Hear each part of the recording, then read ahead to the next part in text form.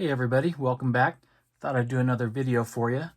And today I'd like to show you some of my World War I and World War II Homefront items. So the American Homefront during World War II and World War I was the role played by the millions of Americans who remained behind while the country mobilized for the war. And the Homefront effort was a total effort that involved many changes and sacrifices. And some of those would be including, there was rationing. The government would ration many goods, food, gasoline, tires, clothing. People were encouraged to use it up, wear it out, make it do, or do without. And, there were other things as well, like victory gardens to grow 60% of their own produce, scrap drives for, trying to help get more rubber and aluminum, metals out of homes. War bonds also were a big one that contributed to funding and supporting the war effort. And also there was, women in the workforce. This is where we saw millions of women entered the industrial workforce, filling positions everywhere from driving trucks, tractors, building ships, and riveting planes. There were also tax increases, and then, executive pay caps, all kinds of things like that. But you can do a Google search and find out a lot of good information on stuff like, all the home front efforts that took place during World War I and World War II. It's pretty interesting. But anyways, let's start off with this here. This is a this is a World War I Brody helmet. And it's been repurposed for a civil defense air raid warden's helmet. And it's in really good condition. I think I ended up getting this from a local estate sale, but the guy ended up setting up out at the flea market, so I picked that up from him. It's in really good shape. It's got the liner inside, you can see, and the chin strap. So this is pretty neat. Would have been worn by air raid warden and used to, one of the duties that usually by a volunteer, from somebody who would volunteer to do that service. And they would, a lot of times, this one is for air raid wardens, and obviously they would, notify people about potential air raids. It was a real threat back in World War II with Japan and possibly being able to make it over here and bomb the United States. So the government implemented this position, and ended up also getting a book here. This is really cool. The handbook for air raid wardens, Office of Civilian Defense. And this one, I ended up getting it off of eBay. I thought it went really good with the air raid warden helmet. And this was actually, it's just pretty cool. It's kind of filled out here by the actual person and who it belonged to and their home address and where they lived and everything. So this gentleman was an air raid warden back in World War II. The book is really fantastic. A lot of great information on it. The contents there, you can take a look at that, and I'm sure you can find these books on eBay or other places as well, online. Just tons of great information on it. The purpose of the air raid warden, there's responsibilities, there's illustrations in here as well.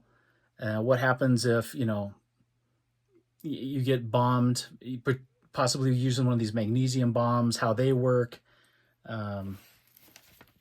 It's just, it's really cool kind of reading this stuff now, but back then I'm sure it was a lot more of a serious situation.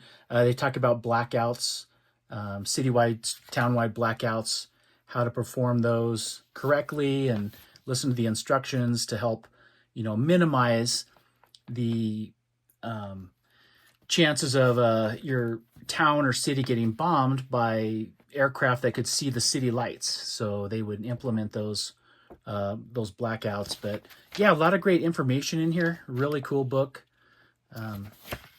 So I wanted to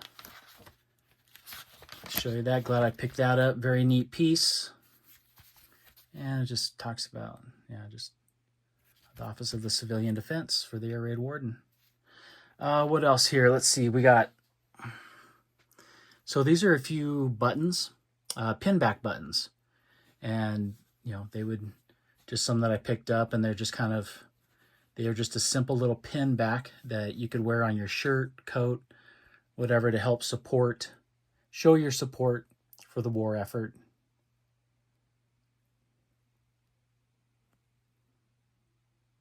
Some neat ones there.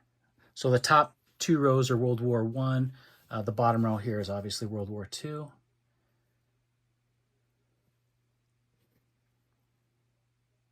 That one's interesting. Let's see if I can get it here. Celebrate Japanese victory.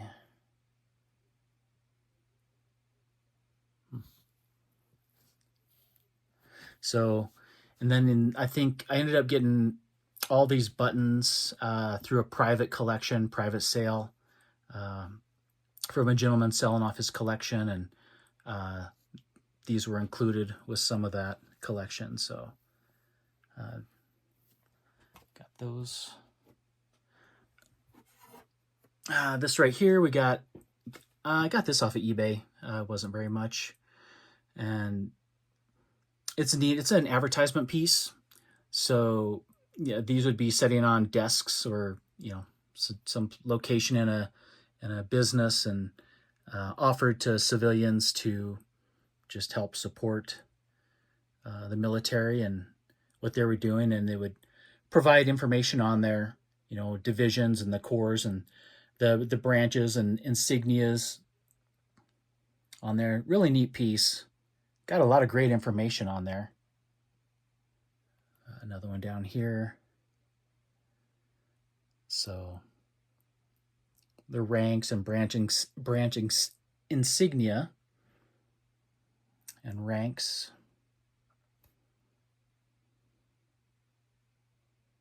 Some different badges there. So yeah, I thought that was a neat piece. Displays really well. And then there's another one here. This is obviously a Wonder Bread little promotional item here, but it's got a little wheel behind it and these little windows that indicate, as you turn the wheel, it'll indicate up here for Army, and then Navy down here, their rank. And it'll show up on their shoulder boards or here on their sleeve insignia, and it'll tell you, I guess I can go the other way, private first class, corporal, got a couple corporal stripes there, sergeant, and the Navy as well. On the left hand side you can see it's their insignia and rank. So yeah, so I thought that was pretty neat little piece of Homefront history. And then let's see, I also have, so right here I mentioned earlier about rationing, and these are ration books from my great grandparents and grandparents, and inside these are, let's see here, we can just open one up. So it's some of the rationing stamps. Now, I'm not really an expert on how they worked, or I just know they were used for, you could only purchase with these stamps certain items and certain quantities. So, and they're kind of neat. I'll show you some other ones. This is neat here. It's this note was inside of this one. Kind of talks about some of the rationed items in the United States, and the dates. This says from May 1942 to June 1947, and it talks about they belong to my great grandparents and family. So I was happy to get these. My mom's actually sent these to me, and it was great. I was really happy to get them. So you can see some of them are obviously, they're used. Some of these stamps are pretty cool looking. Let's see here. Let me find some that are a little... Let's see here. This just fell out. What do we have here? Sugar purchase certificate. That's cool. I forgot that was in there. Dated August 1942.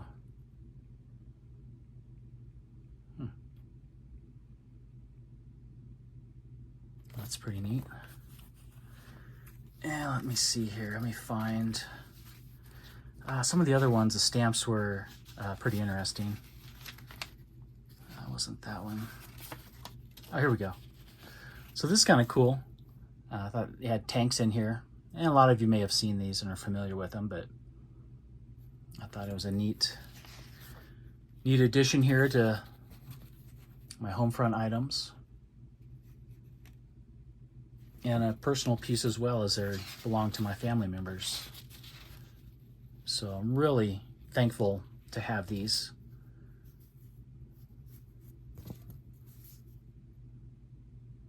And there's, I guess, yeah, there's the instructions right there. So you can read on that and how it works. Very neat. But, and another one here. So, all right. And then down here, let's see if I can get the camera down here. These are kind of neat. These are, sorry about the shadow, but we have some sweetheart jewelry, and these would be Sons of Service pins that folks would wear that indicate their family members, particularly their sons, were in the military service. You got single ones, and I got some double ones. But yeah, a few neat pieces here. Little pins, little tabs. These little metal tabs would just, you would fold these over. They got a little metal tab there that just folds over, and it'd clip to your collar or chest pocket, something like that. Maybe your cap or hat. And so yeah, I got a few of those. These are neat. Now these, I believe, are all World War I. These pins that I got right here came with a in the grouping of World War I items that I got. So, but yeah, guys. So that's my World War I and World War II Homefront item collection so far, and. Anyways, all right, I'll wrap it up. Thanks for watching. If you like it, give me a like, subscribe if you want. I'll try to put out some more videos. And otherwise, have a great day. Thanks for watching.